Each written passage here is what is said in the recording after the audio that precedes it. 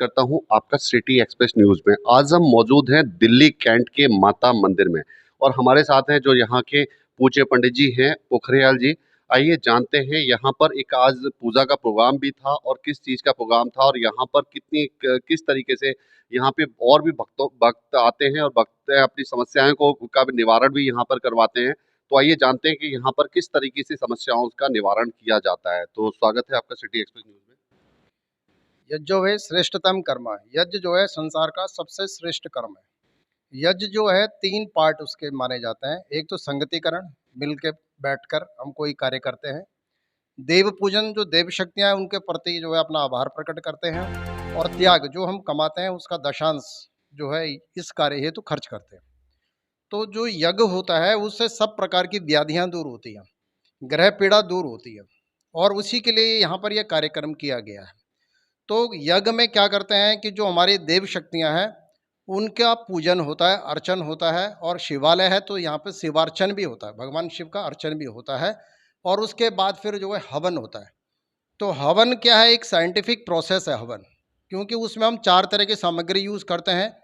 पुष्टि कारक जैसे घी वगैरह, सुगंधि कारक उसमें गुगुल, चंदन इत्यादि, औषधि में जैसे गिलोय है, जटामासी है, मिष्ट में जैसे गुड़ इत्यादि। जब ये 4 प्रकार की सामग्री मंत्रों के साथ यज्ञ में डाली जाती है या अग्नि में डाली जाती है तो अग्नि उसको अनगिनत परमाणु में विखंडित करता है। और वो जो परमाणु हैं वायु के माध्यम से ऊपर को उठ जाते हैं और मंत्र के माध्यम से उन देवताओं तक पहुंच जाते हैं जिनको हम नाम लेकर के स्वाहा कर रहे हैं। उससे क्या होता है, देव शक्तियों को बल मिलता है। जब देव शक्तियों को बल मिलता है तो टिट फॉर टैट वाली थ्योरी लागू होती है। यानी जब देवताओं को आप ताकत देंगे तो देवता आपको ताकत देंगे। तो जब देवता बलवान होते हैं तो आपको भी वो सुख, समृद्धि, ऐश्वर्य और आरोग्य देते हैं। और इसी थ्योरी पे जो सनातन परंपरा में यज्ञ अनुष्ठान चल रहे हैं। तो इसमें सब चीज़ें होती हैं। गणेश पूजन होता है जो पृथ्वी तत्व के देवता हैं, रूट चक्र के देवता हैं, बुद्धि विवेक को देने वाले देवता हैं। रूट चक्र के बाद आता है सकरल चक्र, स्वादिष्ठान, उसमें जल की कलश की पूजा होती है। जल की उत्पत्ति अग्नि से हुई है तो दीपक की पूजा होती है। अग्नि की उत्पत्ति वायु से हुई है तो वायु के रूप में धूप जलाया जाता है। और वायु की अधिष्ठात्री दुर्गा है, देवी की शक्तियों की पूजा होती है। वायु की उत्पत्ति आकाश से, आकाश के जो देवता हैं भगवान शिव हैं तो उसका शिवार्चन होता है। इस प्रकार पंच तत्वों को जो है एक तरह से पोषित किया जाता है, पुष्ट किया जाता है। और ये जो पूजा होती है एक तरह की पूरी लॉजिकल और साइंटिफिक प्रोसेस है आपके चक्रों को एक्टिवेट करने का और आपकी एनर्जी बॉडी को नीट एंड क्लीन और एनर्जाइज करने का। तो ये जो पूजा प्रक्रिया सनातन में चल रही है ये पूर्णतः वैज्ञानिक प्रक्रिया है। बस एक समझने की जो है कमी है कि हम उसको ठीक प्रकार से समझ नहीं पा रहे हैं। तो आज ये जो पूजा पाठ हो रहा था यहाँ पर जो है किस तरीके से किसके लिए पूजा करी थी, किसी भक्त ने करा? आरोग्य की प्राप्ति के लिए हमारे यजमान हैं। तो उन्होंने कहा कि भाई स्वास्थ्य संबंधी परेशानियां आ रही हैं तो एक तरह से हेल्थ के लिए, स्वास्थ्य के लिए जो है पूजा की गई। इसके अलावा हमने उसमें हीली का भी प्रयोग किया। हीली जो एक micro current frequency therapy device है उसको भी हमने इसमें अप्लाई किया। और लेकर एंटीना से उनके चक्रों को भी स्कैन किया। जो चक्र जो उनके ब्लॉक थे उसको थ्रू हीली डिवाइस और थ्रू जो है मंत्रास उनको हील किया, ठीक किया। और इस तरीके से वो यजमान भी अभी यहीं है, बाहर खड़े हैं, तो आप उनसे फीडबैक ले सकते हैं। तो पंडित जी आज जैसे आपने कराया ये यजमान कहाँ से आए थे? ये नोएडा से आए थे। और हम यहाँ पर ये मंदिर का नाम क्या है और आपका नाम क्या है? थोड़ा सा जानकारी दें जो देख रहे हैं। इस मंदिर का नाम दिल्ली कैंट स्थित है ये मंदिर, और माता मंदिर के नाम से फेमस है। और ये जो मंदिर है दिल्ली कैंट पुलिस थाने के जस्ट बैक साइड में है। तो ये वहाँ पर ये स्थित मंदिर है। मेरा नाम है आचार्य राजेश्वर प्रसाद पोखरियाल और मेरा चैनल भी है राजेश्वर प्रसाद के नाम से, जिसमें जो इंडियन वैदिक कल्चर, रिचुअल्स, उसके पीछे लॉजिक और साइंस क्या है उसको मैंने जो है इस तरह की वीडियो डाली है कि जो प्रमोट हो चीज़ें और लोगों को समझ आए। तो पंडित जी आपने बहुत ही अच्छी बात बताई कि लोगों को समझ आनी चाहिए, लेकिन मैं आपसे आज के युग में एक चीज जरूर पूछना चाहूंगा कि सनातन जो धर्म है वो लोगों पे और जो वैदिकों पे डिपेंड करता है, लेकिन जो राजनीति में आज इसको बहुत ही ज्यादा आगे ला करके और उछाल दिया जा रहा है कि इसका पे क्या बोलेंगे आप? देखो, राजनीति का जो राजनीतिक लोग हैं उनका उद्देश्य जो है वोट लेना होता है। चाहे वो किसी धर्म के नाम पे हो, चाहे किस जाति के नाम पे हो, चाहे किसी भी नाम पे हो, तो उनका जो है मूल से कोई लेना देना नहीं होता है। जबकि जो सनातन धर्म है वो एक आत्मोद्धार की प्रक्रिया है। और आत्मोद्धार तो सभी का होना चाहिए, चाहे वो किसी भी जाति का हो, किसी भी धर्म का हो। और आत्मोद्धार की पद्धतियाँ हर धर्म में, हर उसमें अलग-अलग बनी हुई हैं।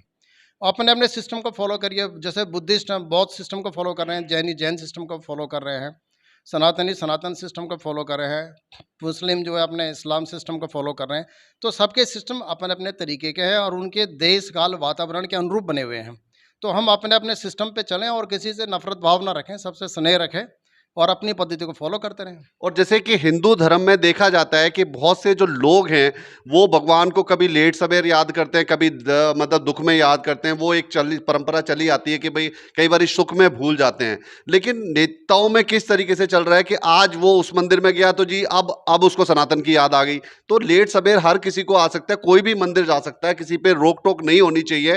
कौन क्या कर रहा है सनातन, कभी हनुमान जी के नाम पे होता है, कभी उस पे हर चीज में जो है इसको आगे ला करके सनातनी। लेकिन आप लोगों को क्या लगता है कि क्या इस तरीके से हिंदू धर्म में इस तरीके से उछाल आना चाहिए, या जिस तरीके से जो हो रहा है? नहीं, देखो ऐसा है कि जो सही लोग हैं, जानकार लोग हैं, वो आगे आएँ और इस धर्म के सही स्वरूप को लोगों तक पहुँचाएँ। हम्म, आ रहे हैं गलत लोग, हम्म, जो अपने छोटे-छोटे स्वार्थों के लिए इसको तोड़-मरोड़ रहे हैं सिस्टम को। हम्म, किसी भी वैदिक शास्त्र में कहीं ऐसा निषेध नहीं है कि कोई व्यक्ति उस मंदिर में नहीं घुसेगा या फलाने, क्योंकि वेद में तो वेद जो है आदि सनातन ग्रंथ है, हम्म, किसी व्यक्ति विशेष के बनाए हुए नहीं है। और उसमें सबका अधिकार है। वेदों में तो मनुष्य के कल्याण की बात होती है, जहाँ भी होती है सर्वे बंधु सुखिनः सर्वे सन्तु निरामया। उसमें ये नहीं होता हिंदू का कल्याण हो या फलाने का कल्याण हो, सबके कल्याण की बात होती है।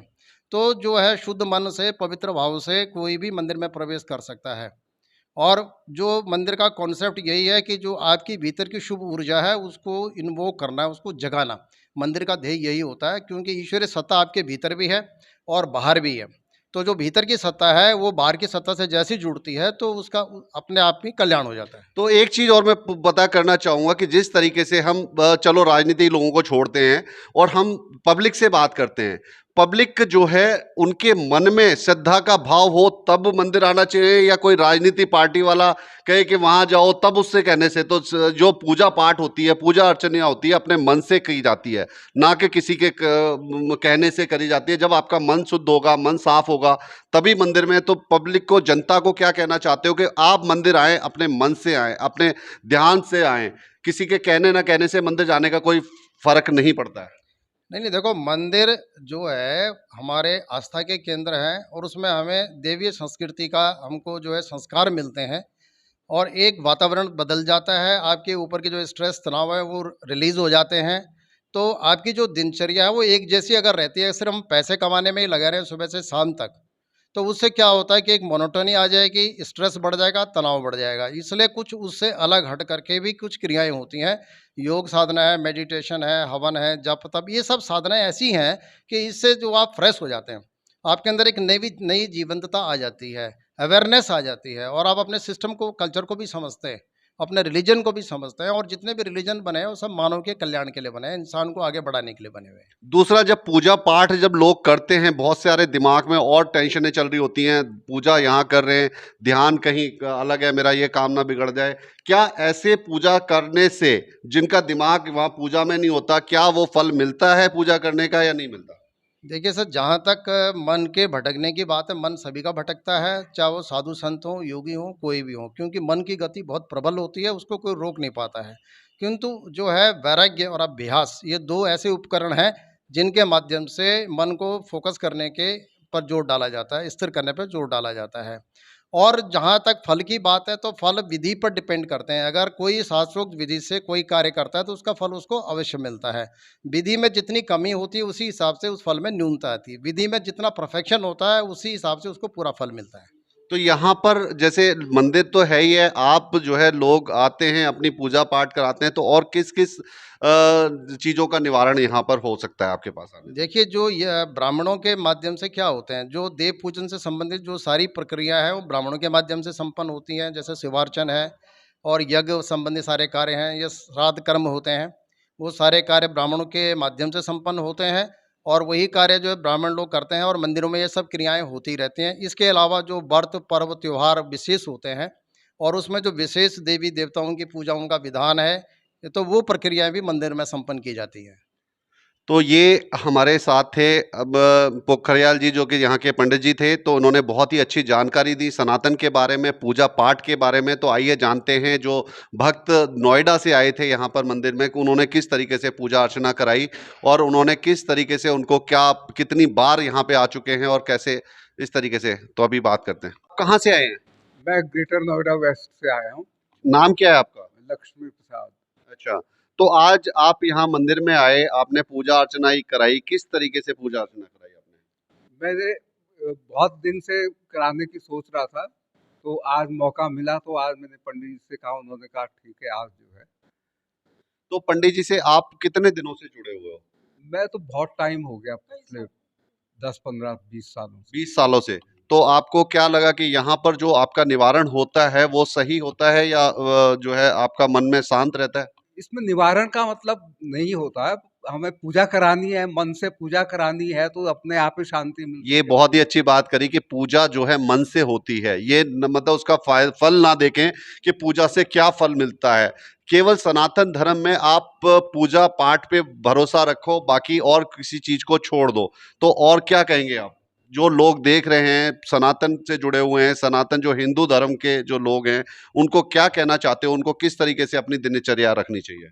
धर्म क्या है कि हर एक इंसान को जो है अपना कुछ ना कुछ टाइम निकालना चाहिए, थोड़ा बहुत ध्यान लगाने के लिए, पूजा पाठ करने के लिए। उससे अपना ही फायदा होता है, मन को शांति मिलती है। चलो, आप क्या कहेंगे आंटी? कुछ नहीं, जो ये कह रहे हैं वो सही है। अच्छा, तो आप पूजा पाठ में ध्यान रखते हैं आप घर में भी? बिल्कुल बिल्कुल, भरोसा है, विश्वास है, इन्हीं से बात करते हैं, इन्हीं को फोन करते हैं, बुलाते हैं, जहाँ बुलाते हैं वहीं जाते हैं। बस शांति चाहिए, काम होना चाहिए बस।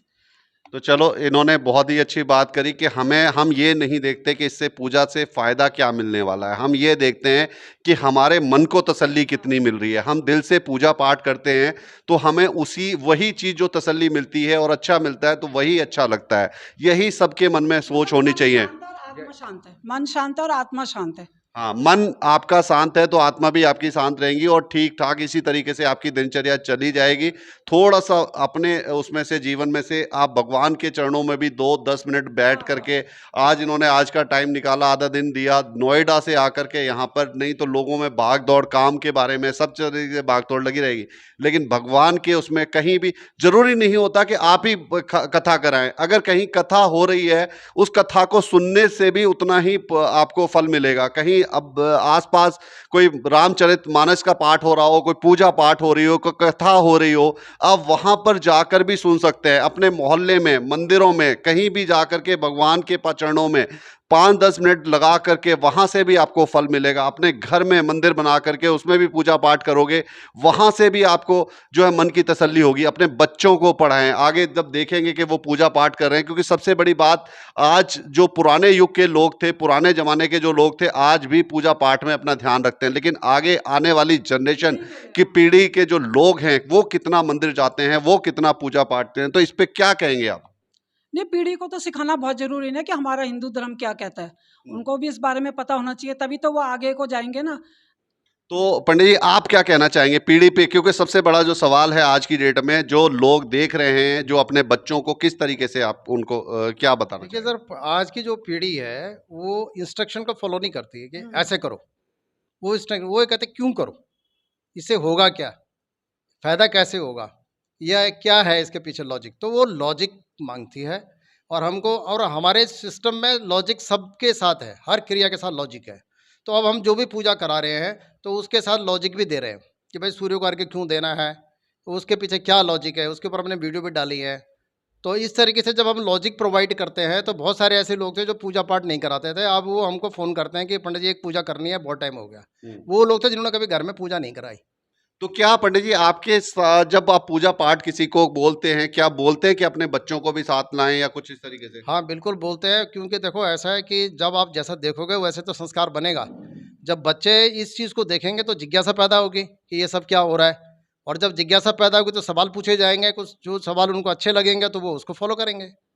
तो ये बहुत ही अच्छी बात है कि जहां भी आप पूजा पाठ को जा रहे हैं, कोशिश करें कि अपने बच्चों को साथ में रखें। तो इसी के साथ मैं विदा लेता हूं। धन्यवाद।